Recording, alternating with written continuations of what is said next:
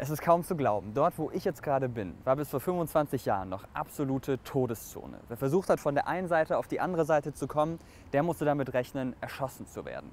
Hier stand und hier steht heute zum Teil noch die Berliner Mauer. Das hier sind die letzten Überreste.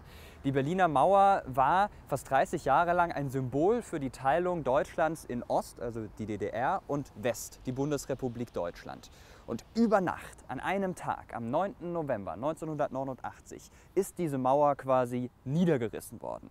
Wie das passiert ist, innerhalb von gerade mal 24 Stunden und welche Rolle der Fehler eines einzigen Mannes dabei gespielt hat, das erfahrt ihr in diesem Video hier.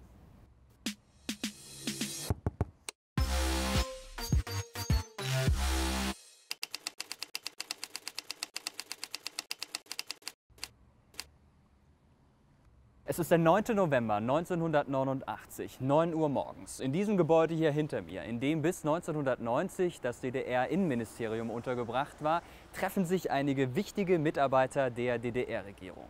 Und diese Mitarbeiter haben einen Job, um den sie nicht zu beneiden sind. Die DDR steht vor einer dramatischen Situation. Der Staat steckt in großen wirtschaftlichen Schwierigkeiten. Seit Wochen protestieren viele Bürger und dann fliehen auch noch immer mehr Menschen aus dem Land. Über das heutige Tschechien, die damalige CSSR, können DDR-Bürger in die Bundesrepublik entkommen. Und zwar so viele, dass die Regierung der CSSR sagt, Leute, ihr müsst in der DDR was machen. Das kann so nicht weitergehen. Und genau das tun die Regierungsvertreter auch, die sich hier treffen. Innerhalb kurzer Zeit arbeiten sie ein Konzept aus, das die Welt verändern wird. In diesem Konzept heißt es sinngemäß, wenn DDR-Bürger künftig aus der DDR raus wollen, egal ob nur kurz oder für immer, dann soll ihnen das ganz unkompliziert genehmigt werden. Das ist eine Sensation. Bisher mussten DDR-Bürger nämlich viele Jahre lang darauf warten, dass ihre Ausreise genehmigt wurde, wenn sie überhaupt genehmigt wurde. Jetzt hat die DDR-Führung in dieser Situation aber keine andere Wahl. Um 17:30 Uhr am 9. November 1989 übergibt der Parteichef der Staatspartei SED, Egon Krenz, das Konzept zu diesem neuen Gesetz an seinen Kollegen Günter Schabowski weiter.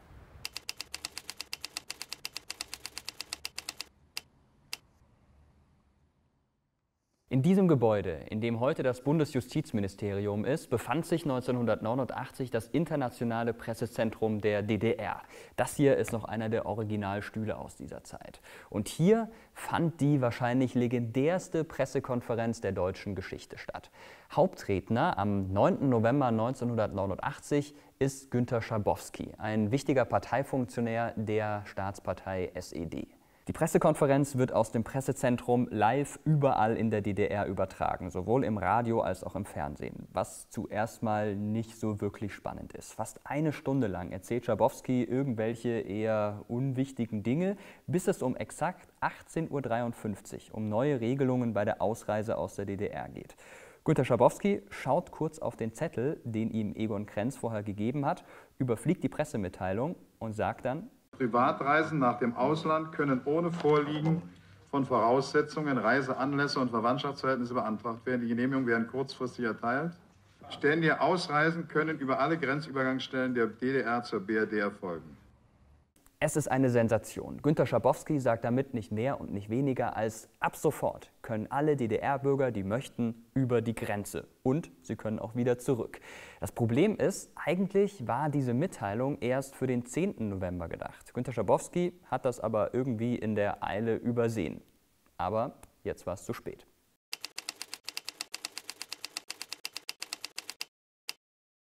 Pech gehabt. Mittlerweile ist die Nachricht schon um die Welt gegangen.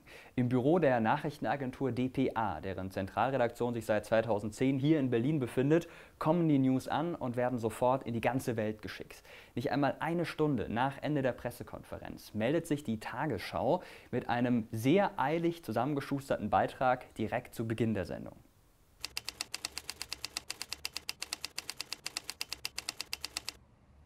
Dieser Punkt zieht am Abend des 9. November die Menschen aus dem Osten Berlins magnetisch an. Sie haben im Radio gehört und im Fernsehen gesehen, dass man jetzt über die Grenze kann. Und genau deshalb kommen sie hierher. Das Problem ist nur, die Grenzbeamten sind total ahnungslos. Weil Günter Schabowski schneller war, als die Regierung das geplant hatte, gibt es noch gar keine Befehle. Niemand weiß, ob die Grenzen jetzt zu oder ob sie offen sind. Da die Grenzer aber nur auf Befehl handeln dürfen, wissen sie erstmal gar nicht, was sie machen sollen. Inzwischen wird die Situation immer brenzliger. Auch hier an diesem Ort spielen sich dramatische Szenen ab, weil die Menschen endlich rüber wollen. Schließlich setzt sich dann aber doch die Vernunft durch. Nach und nach lassen die Grenzer die Menschen in den Westen und kontrollieren sie auch nicht, weil es einfach viel zu chaotisch wäre, jetzt jeden Einzelnen nach dem Pass zu fragen.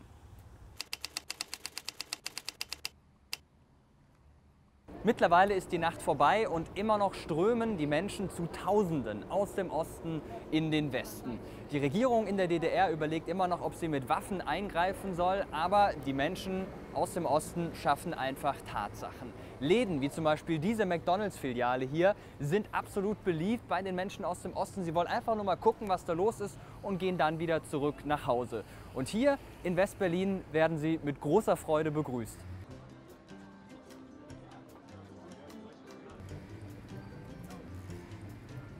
Jeder DDR-Bürger, der seinen Ausweis vorzeigt, bekommt 100 Mark geschenkt. Begrüßungsgeld wird das genannt. Außerdem können DDR-Bürger ihr DDR-Geld gegen Westmark tauschen im Verhältnis 1:10. Und an diesem Wechselkurs merken die Menschen aus dem Osten erst so richtig, wie schlecht es mit der Wirtschaft ihres Landes überhaupt aussieht. Und sie haben Angst. Angst, dass alles ganz schnell wieder vorbei ist. An vielen Orten in Berlin wird deshalb die Mauer ganz einfach besetzt. Das wiederum stellt die DDR-Führung vor ein großes Problem. Nach langem Hin und Her und Rücksprachen mit der Sowjetunion beschließt die DDR-Führung, okay, wir greifen nicht ein, wir lassen alles so, wie es ist. Die Menschen dürfen nach wie vor von der DDR in den Westen. Und das ist auch gut so, auch gut, dass man nicht mit Waffen eingeschritten hat, denn ansonsten wäre es bestimmt zu unkontrollierbaren Aufständen in der DDR gekommen. Und genau das ist der Anfang vom Ende der DDR. Die Menschen haben genug von dem System, sie wollen nicht mehr mitmachen, die Regierung muss immer mehr Fehler eingestehen und kommt nie wieder auf den Stand von vor dem 9. November 1989 zurück. Am 3. Oktober 1990 schließlich wird die DDR eingegliedert in die Bundesrepublik Deutschland und von diesem Moment an gibt es kein geteiltes Deutschland mehr. Und das alles, weil ein Mann an einem Abend einen richtig großen Fehler gemacht hat. Was mich jetzt mal interessieren würde, ist, wie sieht es denn bei euch aus? Gibt es für euch noch Osten und Westen in Deutschland oder ist das für euch alles eins? Und kennt ihr Geschichten von euren Eltern oder von euren Großeltern über die DDR, über die Mauer, die hier hinter mir auch noch ist mit dem Todesstreifen? Wenn ja, schreibt es gerne in die Kommentare. Ich bin sehr gespannt, was ihr dazu so zu sagen habt. Mehr Infos findet ihr auch wie immer in der Infobox. Dort habe ich euch noch weitere spannende Themen verlinkt. Danke fürs Zuschauen und bis zum nächsten Mal.